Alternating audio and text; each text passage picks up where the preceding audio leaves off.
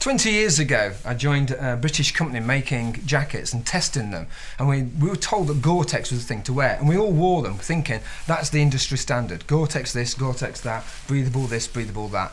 But does it actually work? And then I heard a rumour that if you're in snow or you're getting mud or dirt on it, that it's not got a chance to breathe. It made me question this breathability. What does breathability mean in a fabric? Fabrics don't breathe. It's a mechanically produced fabric that, how can that breathe? I breathe, my pores breathe, moves air in and out. So I wanted to find a little bit more about what it actually does.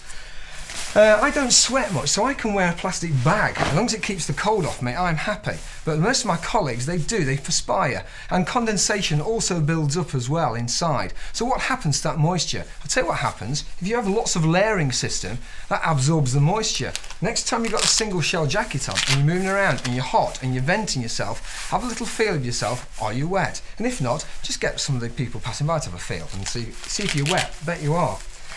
So this idea was told to me at the NEC show a few years ago. Didn't really have much chance to get into it until I actually tried it.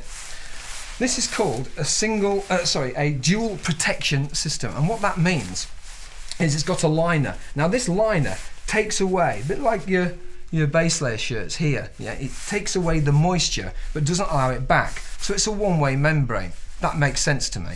So it takes away the moisture, and what does it do with it? Does it allow it to go back into the atmosphere?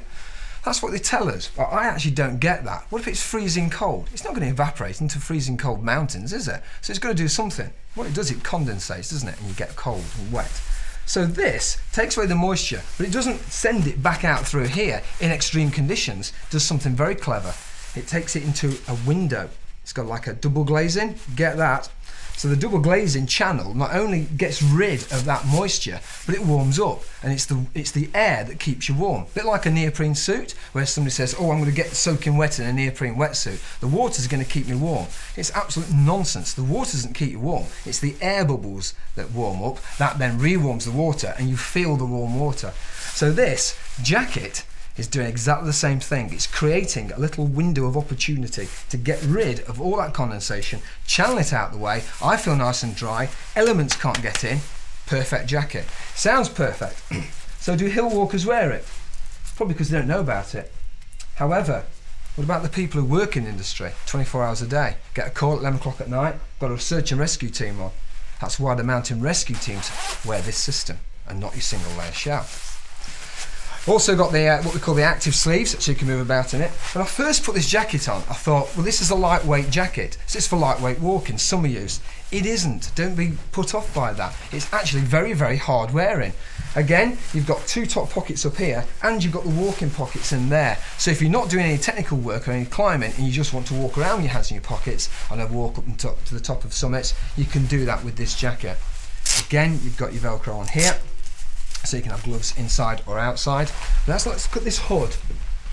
I quite like this. A lot of people like the hoods that are tucked away, because sometimes you get hoods that are clipped on, they breathe about, they bang about in the wind, and we don't like it. But this is actually nicely tucked away with 3 bits of Velcro, which hold it really tightly inside the hood.